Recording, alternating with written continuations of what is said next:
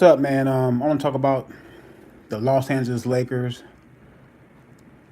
They beat the Houston Rockets coming out the All Star break. You know, everybody said, "Oh, the Lakers are back. The Lakers are going to do this, going to do that." But I knew that all is not well in that Lakers organization. All is not well in the locker room. More importantly, that locker room. You have Luke Walton. Luke Walton is a lame duck coach. He's not going to be there next year. You have the Anthony Davis debacle that did the trade did not go through, and all those young players were reportedly in the trade.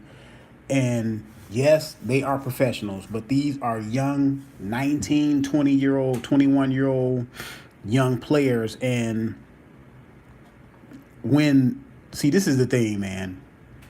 It wasn't about, you know, Anthony Davis wanting to get out of New Orleans. Yes, he wanted to get out of New Orleans, but this was all about LeBron James. The here and now was all about LeBron James. Now, when LeBron James, remember his press conference when he first went to the Lakers, he said, "I know what I'm getting into.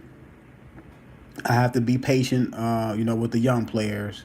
And Magic Johnson reportedly said when he showed up to LeBron James' house at the right after the trading the time where you can sign free agents, he went in there. He said he didn't even have to tell LeBron James about about the roster. LeBron James told him about the roster from top to bottom.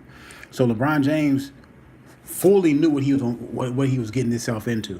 Like, and a lot of people trying to make excuses, for LeBron James. He didn't have to go to the Lakers. He could have went to a team that had some veterans on it that was ready to win now. You know what I'm saying? Instead of going to LA, we all know he's in LA because he have a lot of business things going on. He's in movies and he wants to be close, close to where he can be out there, close to his business affairs, and that's what he chose. And that's the main reason he chose the L.A. That to me, that's the main reason. And he wanted to settle out there, and that's probably where he's gonna live at, after his basketball career. So he could have went to Philadelphia. They had Joel Embiid. They had Cyrus there at the time. They had Covington there at the time. Ben Simmons is there, one of his Clutch Sports clients. JJ Redick. So he had some shooting, 3-point shooting, on the team. He could have went to that team. He could have went to any team that has some veteran presence that are ready to win now. But he chose the Lakers knowing full well that that's a young team. And when you have young players, I don't care how good you think they're going to be or projected to be, they're going to be inconsistent. That usually, generally, unless you like when you first come in the league, you a Michael Jordan or a Magic Johnson or a Larry Bird or somewhere like that, some really outstanding player, you're going to be inconsistent, and that's just what it is, man. A lot of people saying, well, he doesn't have a young help. This Kyle Kuzma, Brandon Ingram, Lonzo Ball, Josh Hart, they are all young players. And they all were in the trade negotiations. The only reason why those guys wasn't traded is not because the Lakers didn't want to trade them. It's because the New Orleans Pelicans did not do the deal. And I always said this about trades. If a player, especially a established player or a player of some significance on your team, let alone one, but they had like three or four of their young core in the trade talks. If that trade doesn't go through and it become public, now those players have to come back to the locker room, and they know that the organization do not want them. The organization do not want Josh Hart. They do not want Lonzo Ball. They do not want Kyle Kuzma. They do not want Brandon Ingram as bad as they want Anthony Davis. Not understand they want Anthony Davis. Anthony Davis is a generational player. This is not about them wanting Anthony Davis. They should have got Anthony Davis. They should not have put this trade offer or whatever out there unless they knew for sure that they're going to get Anthony Davis. And the Pelicans said no. The Pelicans said no. They said, no, you're not going to have Anthony Davis. You can probably get him when he comes there as a free agent, but you're not going to get him by us trading him there. And the reason why LeBron James is soaking and to me on his way to melting down is because he wanted the Anthony Davis trade to go through. He do not want these young players, even though he said he knew what he was getting into, ladies and gentlemen. That's what LeBron James said. I know what I'm getting myself into, but see, like I said, he's not a leader, and it's okay. Your best player do not have to be your leader always, but he has to. He don't have to be the leader, but he has to be a leader. And LeBron James is not even a leader. He's a whiny. He's a front runner, and I always say he's a front. If LeBron James got you down, he got you down. If he's down, he's not looking comfortable. He's a guy that loves to be out front. He's a front runner, and it vibes in the team. You know what I'm saying? And I was looking at, I believe it was Undisputed, and they were saying how the team at the beginning of the year, within the first 20 games, they were ranked, 10th in defensive shares or whatever.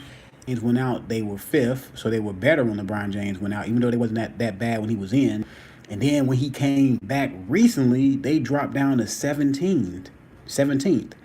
And if your best player is not playing defense or not putting out the effort on defense, it's not like LeBron James is a bad defensive player and he's putting out the effort. He's not even putting out the effort on defense. You seen that Atlanta game, and people, you pointing out this play. No, but it's an effort play. Like effort, like defense is effort, man. It's like will. It's your want to. It's your desire. And if the best player is not showing that he's going to play defense or he's going to go out there and play, all out on defense on most plays, the young guys are not going to do it. The young guys are not going to do it. And Brandon Ingram is not a defensive player. Kyle Kuzma is not a defensive player. Now, Josh Hart will get down in defensive stand and play defense, but for the most part, those guys are not defensive players. Now, Lonzo Ball will play a little defense here and there. You know what I'm saying? But like I said, your best player has to set the tone. LeBron James has to set the tone. And he set the tone for the locker room by saying, these young guys, they don't know what kind of pressure is on, out there trying to. Of course they don't. LeBron. And then he said that they're used to losing the last 2 years. Yes, they were losing the last 2 years, but this is the team you chose to come to. This is the team that you chose to come to. Now you want to complain about a situation where you had fully control of your free agency. You could have went anywhere you wanted to. You chose Los Angeles.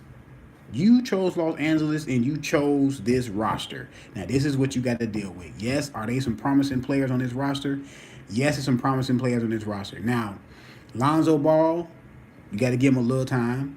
He has to get that shooting under control. He has to shoot better free throws. You know what I'm saying? But I don't think Lonzo Ball can play good with LeBron James, because Lonzo Ball is a player that needs the ball in his hand. Kyle Kuzma is a good player. You know what I'm saying? I don't see superstar. I don't see. He may be a borderline all-star someday. You know what I'm saying? Brandon Ingram, like I told people, this is year 3 for Brandon Ingram? He hasn't popped yet.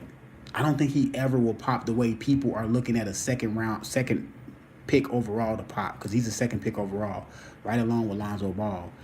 They had D'Angelo Russell. He was a second overall pick. He popped. He was the one that made the All-Star team this year. So he was able to pop in his third year. I believe this is D'Angelo Russell's third year. Is this third or fourth year? One of them. So he was able to pop. I don't think Brandon Ingram he doesn't show the fire. He doesn't show desire out there on the court. It's like he's just going through the motions. He's talented, but it's like he's going through the motions. Like he don't show the only fire he showed was when he pushed James Harden and he tried to steal on Chris Paul in the fight. That was the most fire I've ever seen out of Brandon Ingram. Ever. I don't think he's going to be a all-star. I think Kyle Kuzma is going to end up being a little bit better than him. And Kyle Kuzma was taken late in the first round.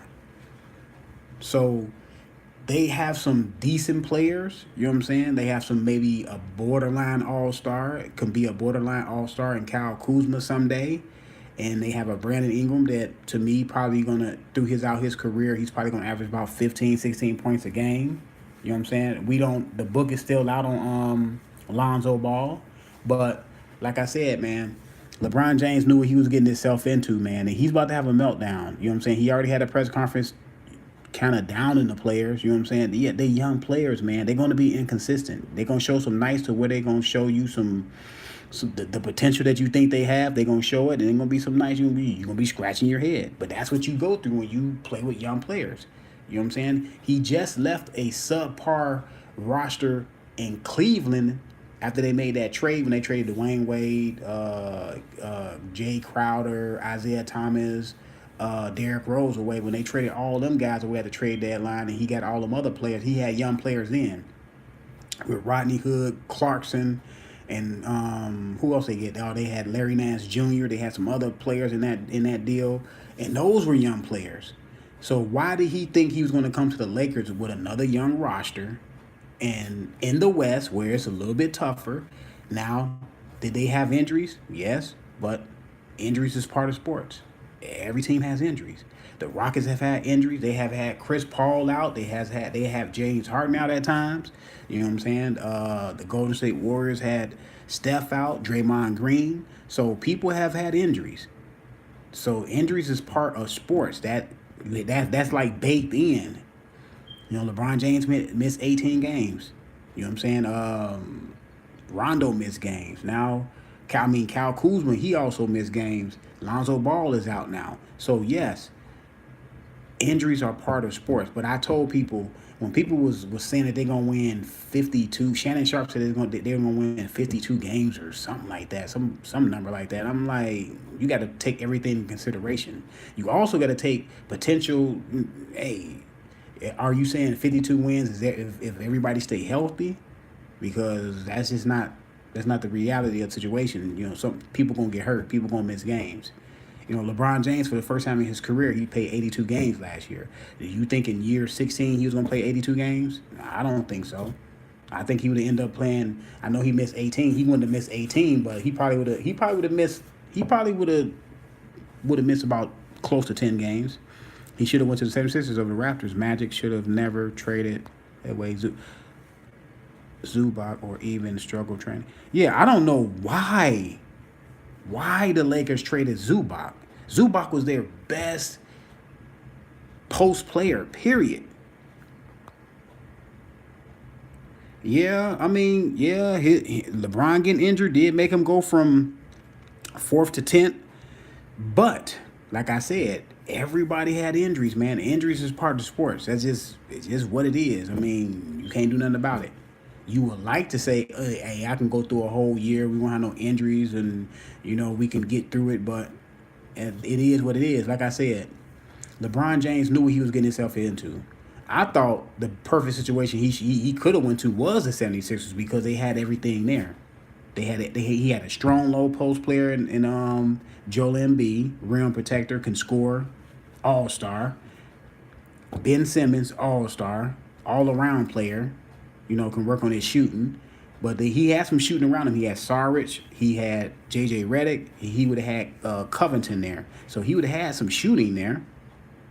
But he didn't choose the Philadelphia 76ers. He chose the Lakers. Like I said, he wanted to go to the Lakers because he wanted to be out there with his business adventures. Like I've been saying, a lot of times we can't have all of all. We can have most of the time, not most of the time, but more times than not, we can have some of all, but we can't have all of all the time. It's very seldom do you get all of all. You know what I'm saying? So he could have been in Philadelphia, and he could have still ran his business acumen from Philadelphia to LA. You know what I'm saying? He still could have did that, but he wanted to be right there. And by him choosing to be right there, you can't get everything. He got this young team. That's what he received. I believe this. The Lakers made a big mistake. The Lakers, as soon as they knew that they were going to acquire LeBron James, they should have started packaging some of this talent and trading some of this talent away for some good players. They could have packaged some of these players and traded for Damian Lillard, because Damian Lillard, he likes Portland, but I believe if he could have went to LA, he would and played with LeBron James, he would have done it. They could have traded. They could have packaged Lonzo Ball with some draft picks, Josh Hart, and probably Zubac, and went out there and got Dame Lillard.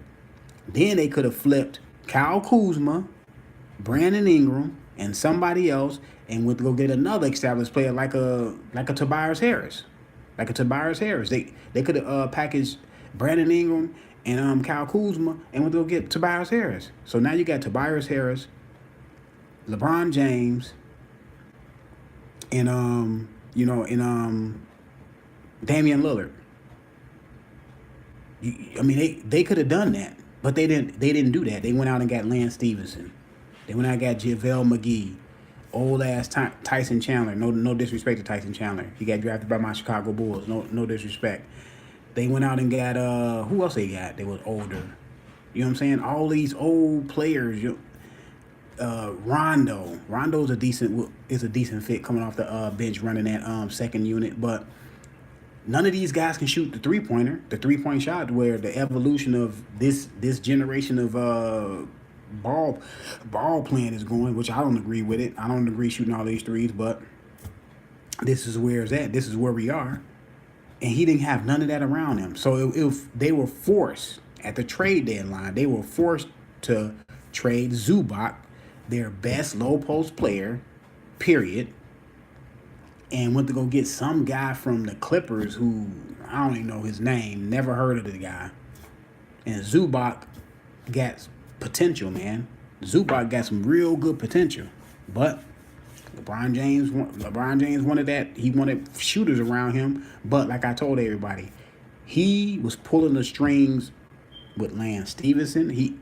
Everybody that comes on that team and leaves that team, LeBron James has a lot of input in it.